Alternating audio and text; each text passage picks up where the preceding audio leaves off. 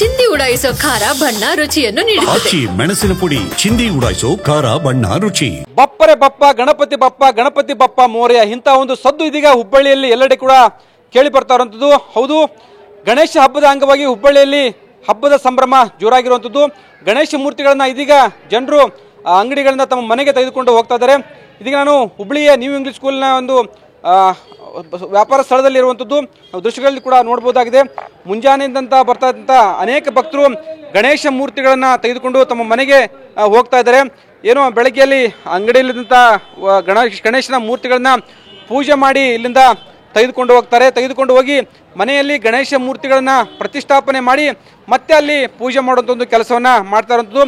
ಕಳೆದ ಅನೇಕ ದಿನಗಳಿಂದಲೇ ಹುಬ್ಬಳ್ಳಿಯಲ್ಲಿ ಗಣೇಶ ಮೂರ್ತಿಗಳ ತಯಾರಿಕೆ ಆರಂಭವಾಗಿತ್ತು. ಹುಬ್ಬಳ್ಳಿಯಲ್ಲಿ ಗಣೇಶ ಹಬ್ಬದ ಸಂಭ್ರಮ ಜೋರಾಗಿ ಇರ್ತದೆ. ಬಹುತೇಕರು ಹಬ್ಬವನ್ನ ಬಹಳಷ್ಟು ಸಂಭ್ರಮದಿಂದ ಆಚರಣೆ ಮಾಡ್ತಾರೆ. ಬೆಳಗ್ಗೆನೆ ಗಣೇಶ ಮೂರ್ತಿಗಳನ್ನ ತೆಗೆದುಕೊಂಡು ಇದೀಗ ಹೋಗ್ತಾ ಇರುವಂಥದ್ದು. ಹೋಗಿ ಮನೆಯಲ್ಲಿ ಪೂಜೆಯನ್ನ ಮಾಡಿ ಮತ್ತೆ ವಿನಾಯಕನಿಗೆ ವಿಘ್ನಗಳು ನಿವಾರಣೆ ಆಗಲಂತೇಳಿ ಪ್ರಾರ್ಥನೆಯನ್ನ ಮಾಡ್ತಾರೆ. ಬಹುತೇಕವಾಗಿ ಹುಬ್ಬಳ್ಳಿ ಅಂತಂತಂದ್ರೆ ಗಣೇಶ ಹಬ್ಬಕ್ಕೆ ಸುಪ್ರಸಿದ್ಧ.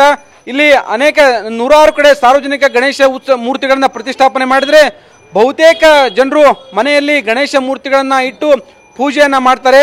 ಆ ಮುಖಾಂತರ ಅಂತಂದ್ರೆ ವಿಘ್ನ ವಿನಾಯಕ ನಮ್ಮೆಲ್ಲರ ವಿಘ್ನಗಳನ್ನ ನಿವಾರಣೆ ಮಾಡಲಿ ಅಂತೇಳಿ ಗಣೇಶನಲ್ಲಿ ಭಕ್ತಿ ಭಾವದಿಂದ ಪೂಜೆಯನ್ನ ಮಾಡ್ತಾರೆ.